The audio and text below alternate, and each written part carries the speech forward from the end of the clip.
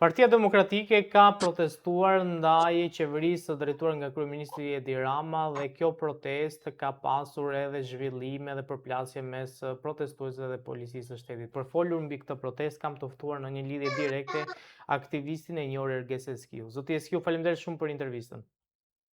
Faleminderit për ftesën, është kënaqësi për mua.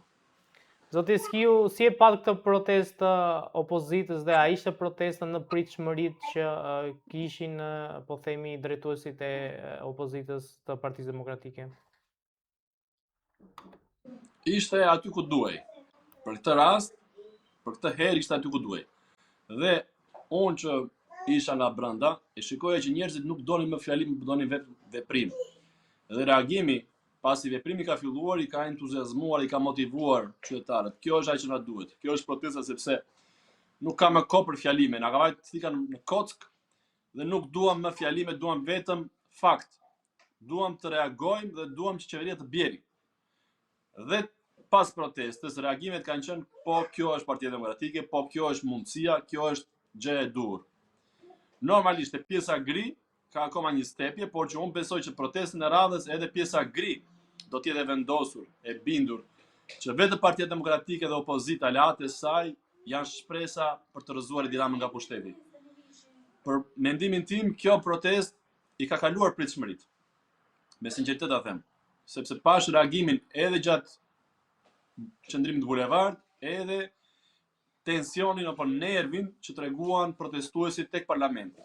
Pra kemi edhe njerëz të cilët ndiqnin policët me çadra e me shkopin, sepse në qoftë se keni vënë re, aty ka qenë një polic provokator, patronazhist që sulmonte turmën me molotov edhe me kështu, dhe me gaz kimik në mënyrë pa nevojshme. Ishte një person i shëndetshëm me një çantë të madhe të mbushur me gaz kimik që lëshonte në drejtim të turmës. Ndërkohë që nuk kishte nevojë, sepse aty s'kishte dhunë tek vendi. Pra ishte një provokim pa nevojshëm. Dhe reagimi ndaj atij personi ishte ajo që duhet për të dhënë shembull se rinia shqiptare proteston. Vazhdimisht thonë që ku është rinia, nuk ka të rinj, ka vetëm brezi tret, ka vetëm të moshuar, ka vetëm fanatik të Zotit Berisha, por jo. Ajo rini që është në Shqipëri, ajo rini reagon. Ajo rini e cila nuk është e varur apo ka syt edhe shpresën tek një vend pune në shtet. Por rinia e cila do që Shqipëria të zhvillohet, do një Shqipëri të lirë, demokratike, do një Shqipëri të zhvilluar me shanse dhe mundësi të barabarta për çdo shqiptar. Dhe ata ishin aty në shesh, të vendosur për të shkuar deri në fund, derisa Rama të dorëzohet dhe të pranojë kushtet për qeveri teknike dhe për zgjedhje lira të ndershme.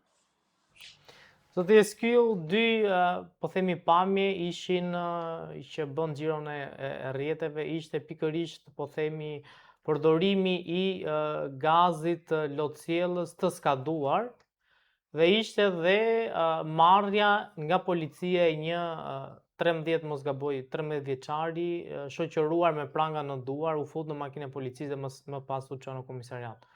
Çfarë do thotë që të hidhet ndaj protestuesve gaz lotësielës si skaduar? Është çmenduri që policia ose civilët apo patronazhistët, policia private e Tiranës shkon dhe arreston një fëmijë. Dhe nga që nuk i deli nati, e din që do largohen, e din që do bien dhe nuk i deli nati me Partinë Demokratike, me opozitën dhe dhunoi një fëmijë. Ai fëmijë edhe nëse ka hedhur një gur, është prapë fëmijë, sa e ka forcën ai. Policia është e blinduar nga kokat e këmbët. Si mund të shkosh dhe të dhunosh një fëmijë? Si mund të shkosh të arrestosh një fëmijë? Është i traumatizuar ai fëmijë, duket edhe në video që është traumatizuar që në momentin që merret dhe lutet, ju lutem mos më çoni te spaku thot. Sepse edhe spakun e kanë bërë gogolin këtu. Ndërkohë që policia dhe drejtësia është për të dhënë siguri për çdo shqiptar dhe për të vënë para përgjegjësisë keqbërësit, trafikantët e drogës, vrasësit, kriminalët, jo të vënë para drejtësisë fëmijët edhe njerëzit e pafajshëm. Pra, ta kanë kaluar, jo vjen e kuqe, por ta kanë arritur në nivele të çmendurie që shkojnë edhe merren me një fëmijë të vogël. Përveç kësaj, përdorimi i gazit kimik ka qenë i krahasueshëm me Sandër Leshajn ose Sandër Kimikun. Nuk ka pasur nevojë të përdoret aq gaz lot sjellës, aq gaz kimik, më fal, se nuk është vetëm se ai sjell lot, ai të bllokon rrugët e frymarrjes. Ai gaz të jep irritim të lëkurës. Dhe un kam shpëtuar me sinqeritet, nuk dua të hiperbolizoj asnjë gjë. Por është një zotëri nga Shkodra, datindja 69, e kam marrë dhe numrin e tij, edhe emër mbi emër kam të shënuar në telefon, i cili është verbuar për 10 minuta ka humbur shikimin, nuk shikonte më dhe ka goditur kokën me tabelën më të trafik ndarësja përballë me parlamentin. I ka rënë drejt tabelës me kokë, sepse ishte në gjendje shoku, ishte traumatizuar. Donte vetëm të largoj, por nuk shikonte asnjë gjë dhe nëse nuk do e merja, ai person po shkonte drejt te betoni apo tek muri me godinën përballë. Ai person mund të kishte humbur jetën aty. Si efekt ansor që jep gazi kimik. Jo ndoshta prej vet gazit kimik, sepse ishte i shëndetshëm si person, por do i binte betonit me kokë. Do kishte ngelur aty. Kemi rastin e një zonje tjetër e cila është duket që nuk është fort e shëndetshme. Dhe është çarë në kokë me fishekun e gazit. Ajo zonje që po kalonte me shtat të shkurtër, duke qarë, duke vajtur ambulanca. Sepse këta edhe përdorimin, ta shkelin çdo protokoll, nuk hidhet as drejt fisheku i gazit kimik, as në ajër që të bjeri mi kokë. Hidhet në tokë. Dhe duke bërë rikoshetin ajo prapë shpërndahet. Dhe ti mund ta largosh turmën e irrituar. Ose mund të ecësh përpara dhe prapë e shtyn, para se nuk ishte disproporcionale. Nuk kishte dhuntë parlamenti, nuk kishte thyerje, nuk kishte dëmtim të asnjë godine, as po rrezikoi asnjë polici. Kjo ishte dhunë disproporcionale. E kam marrë zotrin, e kam çuar deri te lokalet për pranë urrës tabakëve. Edhe aty na kanë sulmuar sërish. Ai person tash për 10 minuta ka humbur shikimin. Ka qenë në gjendje shoku sa nuk mbante mend as kodin e telefonit, po më kërkonte ndihmë të merrte vllajin telefon. Më ka nxjerr telefonin nga xhepi dhe nuk mbante mend kodin për momentin. Po e ngatronte. Kam ditë ka të çelë kore sa ai person qetësoi. Në të njëjtën situatë ka qenë kryetari i Forumit Rinor, deputeti Besar Xhaferi, edhe ai ka humbur shikimin për të paktën 7 apo 8 minuta. Ka qenë sekretari organizativ i partisë, zoti Minarolli, i cili e ka marrë dhe ka ndihmuar dhe i ka bërë shplarjen e syve. Pra, kjo qeveri ose ky person që nuk meriton të quhet zotëri, Ramaduro, ky narkotrafikant. Ky ka arritur sot kulmin e cinizmit. Ky shkon në parlament dhe i thot shqiptarëve, po un jam hajdut, po un jam narkotrafikant, un jam kriminal, por un do rregulloj me presidentin e Amerikës. Pra ju vetëm ja shpresoj se keni spakun që të më arrestojnë mua thot. Pra ky po del hapur që është njeriu më i rrezikshëm në këtë vend, por thot unë rregulloj presidentin e Amerikës se s'keni çfarë bëni. Ky është kulmi i papërgjegjësisë njerëzore, kulmi i cinizmit.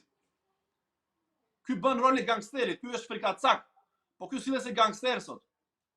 Të dalësh mes parlamentit, thosh, unë nuk shkova në Davos, se tha një javë rresh do shkojnë në Davos, ktheu përgjigje i pari ndaj ftesës së zotit Trump, që nuk ishte personale, po ishte për shtetin shqiptar. Dhe në fund nuk shkoi, tha po prisja tha vajzën e Trumpit se kështu më tha presidenti mua. Aty ishte i shfazuar. Por thash, i thua shqiptarëve që nuk keni çfarë më bëni mua sepse unë rregulloj president, pra unë jam korruptori më i madh në planet. Sepse mendimin e Soros ky arriti të korruptonte deri Anthony Blinkenin, sekretarin amerikan të shtetit. Dhe Anthony Blinken u përdor për të shkatruar opozitën shqiptare. Ishte fal zotit Berisha dhe fal dinjitetit, po edhe forcës shpirtërore të demokratëve që nuk lejuan të shkatrojë Partinë Demokratike. Ky person është i bindur që të kthejë monizmin në këtë vend, por njëkohësisht me atë protestë ditës së shtunë, shqiptarët treguan që janë të gatshëm dhe të bindur për të mos e lejuar të gjë dhe për të rrëzuar Dinamën nga pushteti. Zoti Eskiu, cili është hapi i radhës i opozitës? Protesta të vazhdueshme do të intensifikohet dhe reagimi do të jetë akoma më i rëndë. Do të jetë më i fortë sepse kjo është ekzistenciale. Ktu o shkatrohet opozita, edhe mbretëron Rama, duke kthyer shqiptarët në sklever për sa të ketë jetën i Rama, ose bie di Rama dhe shpëton Shqipëria. Dhe kjo nuk ndalet më. Dhe zoti Berisha ka thënë, slogani ynë është ja vdekja e liri. Me çdo kusht, me çdo sakrificë, ne do i shkojmë kësaj betejë deri në fund. Sepse nuk ka alternativë tjetër. O shpëton Shqipëria, o kthehet në çiflikun e Tiranës të George Sorosit. Unë shpresoj që protesta të jetë maksimumi e radhës brenda javës parë të shkurtit. Por edhe më shpejt po tjetë, sepse qytetarët duan vetëm reagim. Janë të irrituar. Nuk trembet kush, se mund mendoj dikush që mund të trembet nga gazi kimik. Jo. E ka dëshmuar protesta më përpara ku ishte Sandër Leshaj, Sandër Kimiku, ministri i brendshëm, që na mbyti me gaz kimik dhe nuk largohej njeri. Ishën aty javë pas jave, sa dhe kolegët tuaj filluan dhe vini me skafandra, me maska kundra gaz. Sepse protesta vazhdoi. Nuk stepet edhe nuk triqen këta njerëz. Ma besoni këtë, ja them me sinqeritet. Unë kam vite që jam në rrugë, e njoh shumë mirë, di dhe si ta menaxhoj situatën në rastin e gazit, por njerëzit janë të revoltuar, njerëzit duan ndryshim dhe janë të vendosur për ndryshim se nuk kanë me çat humbin. Me sinqeritet nuk kanë me çat humbin. I kanë dhënë bollë Edi Ramës 13 vite nga jeta e tyre. Po u ikën jeta njerëzve.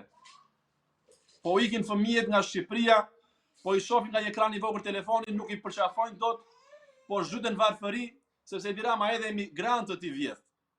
Me zhvlerësimin e euros nuk dëmtohet vetëm eksporti i vendas.